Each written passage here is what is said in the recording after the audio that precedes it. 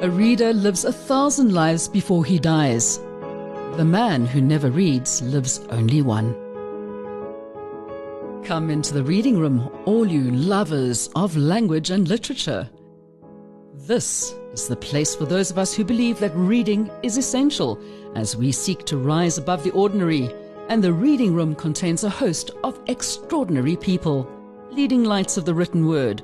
Authors, literary critics, columnists and ideas people will tantalize your minds with their wordplay while discussing the ideas and worldviews that form our wonderful literary milieu. Come step into a world of magic, the place of undiscovered treasures, a room of reading.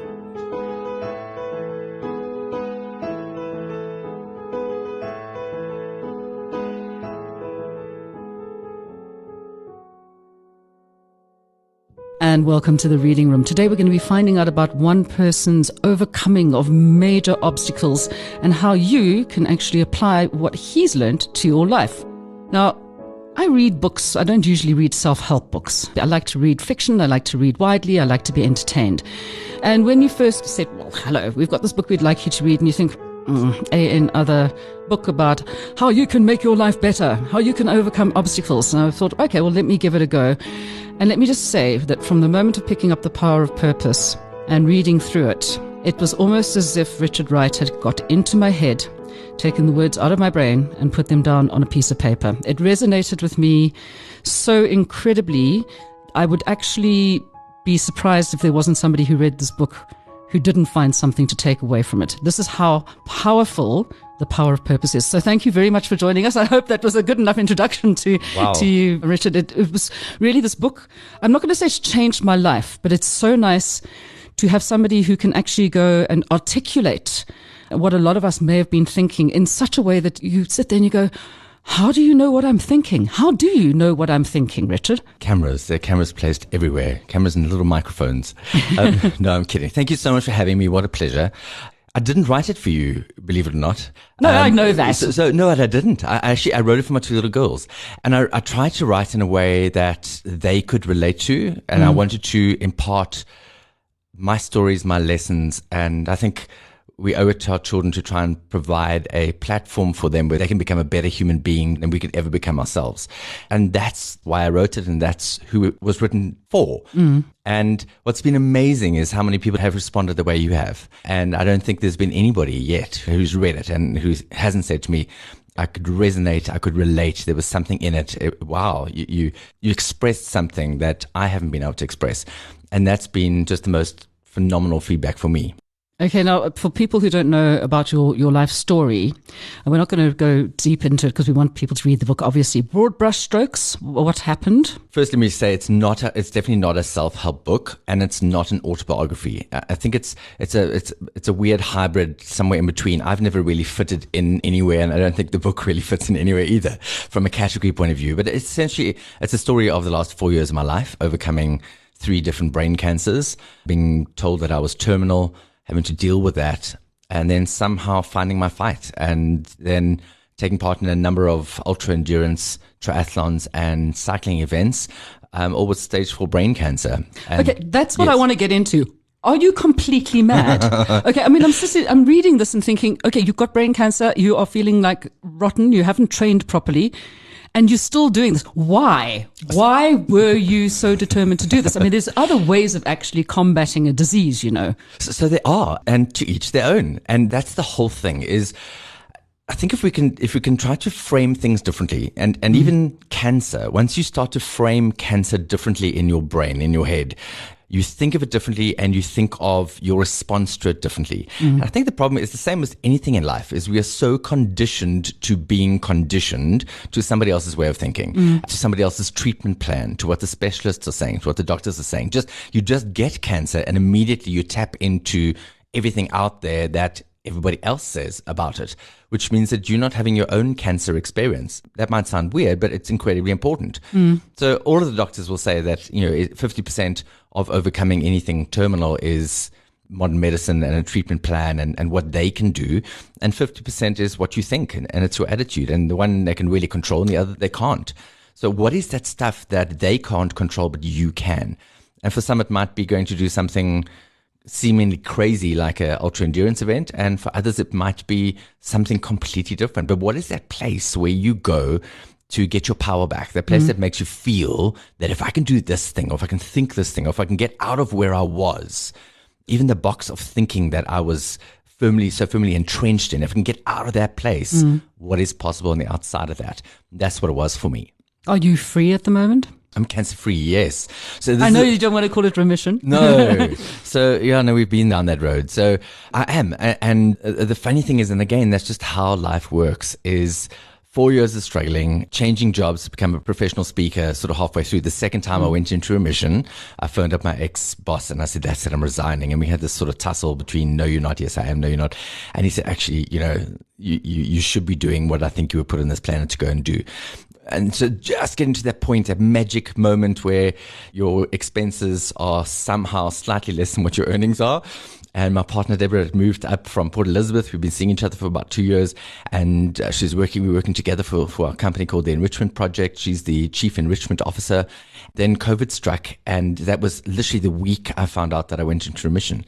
So this huge celebration, everything, my life just looking like it's, wow, finally. And then the first 3 days of COVID, I lost every single bit of future income. Yep. And again, I just sat there, and I know you can relate.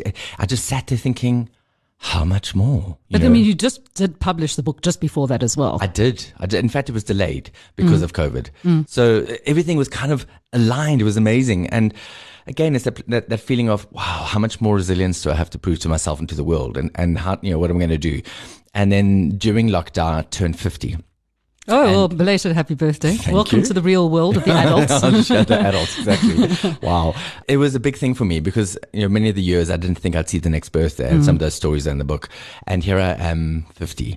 And I wanted to do something on my birthday that was a celebration. Obviously, lockdown, there was no party that was going to happen.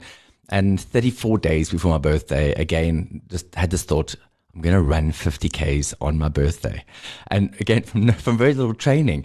But that's what it is. It's that feeling of, if I can find some goal that is huge and takes me out of everything else I'm experiencing, somehow I'm able to deal with that stuff.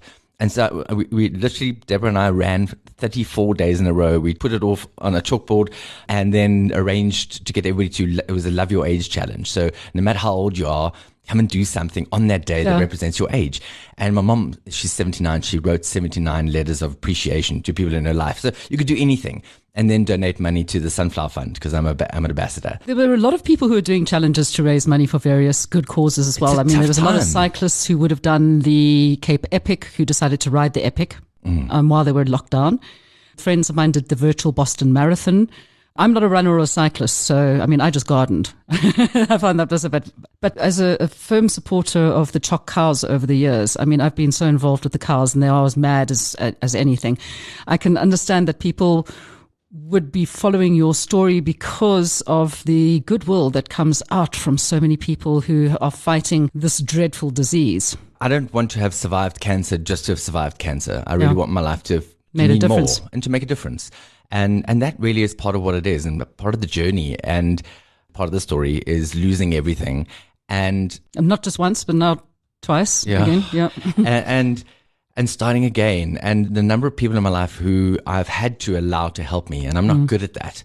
And I'm very good at giving. And that's the harder part for me, is allowing people to help. And part of that journey, it's been one of the hardest gifts actually, is learning to accept. And understand that people deserve the same joy that I have in giving to me. So one of the dedications I write in the book, because I've loved personalizing every book and writing a little message, especially to people who've given something to me, is that I really hope you find something in this book that's going to enrich your life and it's going to resonate with your own journey of purpose. And that's part of the book actually, is just giving something, putting something out there that maybe my life can mean something to not only my two girls, but to whoever reads it.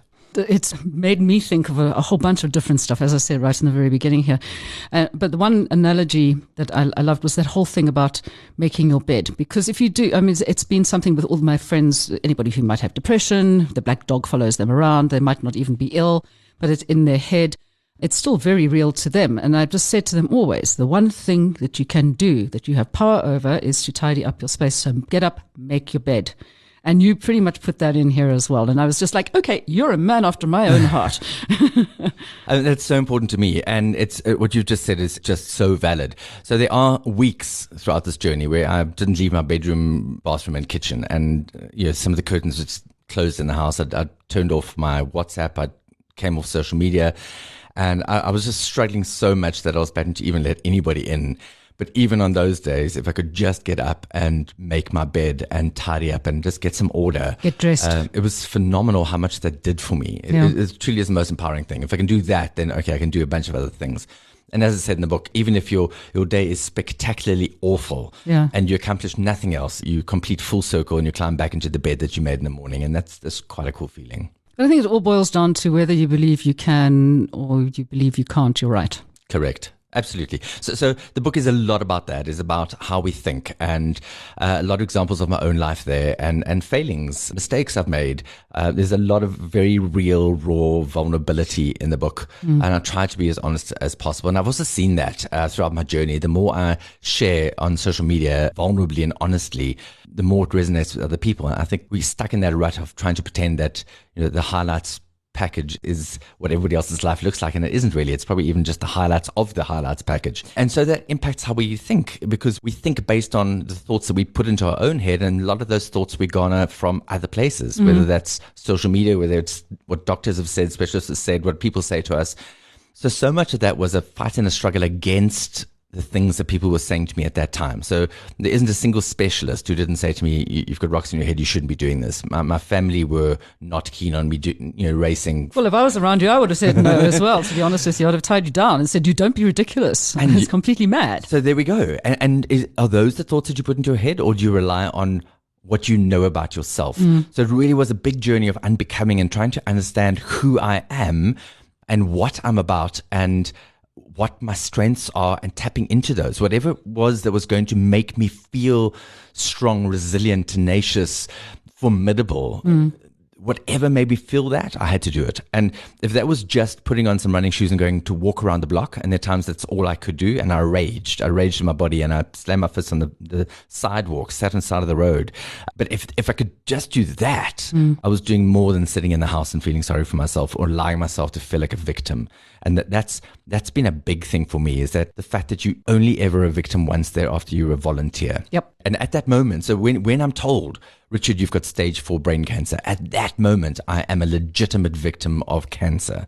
The day after that, it's a choice. Yeah, you can decide what you're going to do with it. Absolutely. What are you going to be doing from here on? I mean, first of all, where can people get your book from? Secondly, are you going to be taking your talks online that people can join in with you to come and listen to you and be inspired by what your story's all been about? Thank you. So first question is where. It's available in all good bookstores. Exclusive Books have got it. Online, Reader's Warehouse, most of them have got it. But most good bookstores, it's on Amazon, the Kindle version. And if you'd like a signed copy, then we can get that organized to you. And that's on my website, which is www.iamrichardwright.com.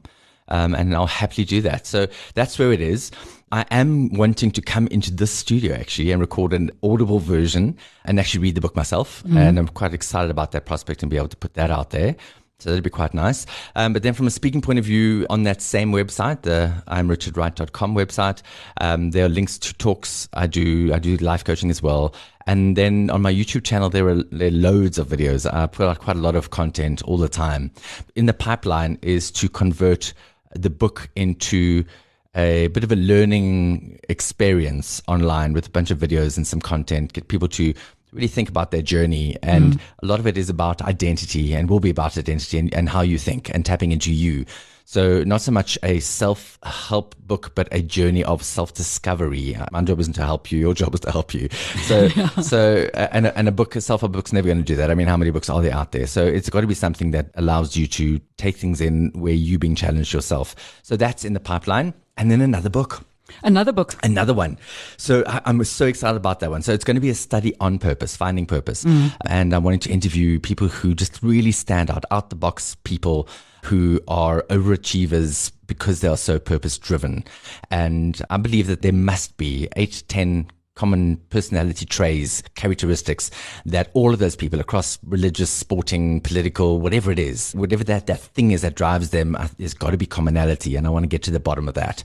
So that's where I'm going to next. That sounds quite an interesting one. Do you find it more in males than women? Absolutely not. I think what we're finding more and more in today's society is that women are almost more driven by a lot of causes because they are coming from behind. So, to get the level playing field and to get transformation across and, get the agenda to the fore, I think it's taking more often than the same for men. It's not an equal world. So, for sure. So in terms of the list that I've got, I think that at this point in time, probably more women on there than there are men, actually. Well, I mean, for you, that's a good thing because, of course, you're bringing up 2 young ladies. Correct. And, I mean, how do they feel about their rock, their happy place? That's you, obviously. So thanks for remembering those words. And you're going to have to find out what the significance is in the book. But I've got the best supporters in the world. They couldn't be more proud. And although the journey has taken a toll, I've tried my hardest as a single dad. I'm divorced and they live with their mom 1 week and with me 1 week. And I've tried really hard to protect them against the cancer journey and to allow them to be kids. And as much as I think that I've got that right, I probably haven't. Kids are so perceptive. In fact, I skipped my 3-month scan during lockdown. I just couldn't, through everything, trying to get myself back on my feet financially, trying to get the virtual talks going, and it got really busy. I think I've done 64 or 65 virtual keynotes up until this time. It's been crazy. But through all of that, there was no ways I wanted to go for a scan and get bad news. I was so petrified of doing that. What it would do to my energy, it changes everything. So, and then people say to me, but Richard, you should, because surely you are stressing out right now because you don't know. And then I think, well, no, actually the stress of not knowing and maybe is not anywhere near the stress of I know. And yes, if I go and I find out that I am still clear, then there's relief. But it really is only relief for 2 months, and it's not that different being in remission because nobody says to you it's gone, never coming back. So every time there's a symptom, every time there's something, your first thought is, oh my goodness, is it back? Is it spread? Is it somewhere else? So I'm due for a 6-month scan next week, and I still need to figure out if I'm going or not. You will go and it will be fine. Your purpose is clear. You have to get the next book out. But your positivity is amazing. But here's the thing. So there isn't really much treatment for it if it is back. So so what it does change, and getting back to my 2 girls, what it does change is it changes the energy in the house, and it changes how they look at their dad. And McKinnon, especially the older one, and she turns 15 next week Tuesday. Whenever she can see that I'm tired or I'm just not feeling great, Daddy, are you okay? She really worries. So even for that reason, I'd rather just keep it on the down low and not go. So they have been a massive part, and they've been extremely affected. But throughout all of it, I think what I've really tried to show them is it's how we get back up again, and it's how we face off the challenges, and nobody gets to put you in a box to tell you how you should or should not respond to whatever happens to you in your life. I think this should be required reading for teenagers, to be honest with you. I have a couple of those, and I think that they would take so much away from this book. And if nothing else, just from the way that your girls have dealt with it as well. It's fantastic. So I'd really urge anybody, if you're going through that, why am I here? What am I doing? What should I doing? What am I doing wrong? This is definitely a book that you should get hold of. As Richard said, you can pick it up at any good bookstore online. I am Richard Wright, which is with a W. Richard with a Wright, W-R-I-G-H-T. And you're very right. Thank you so much. And I wish you all the best with this.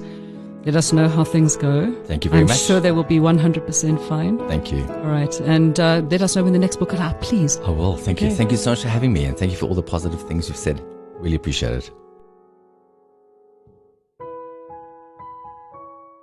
You've been listening to another production from Solid Gold Podcasts.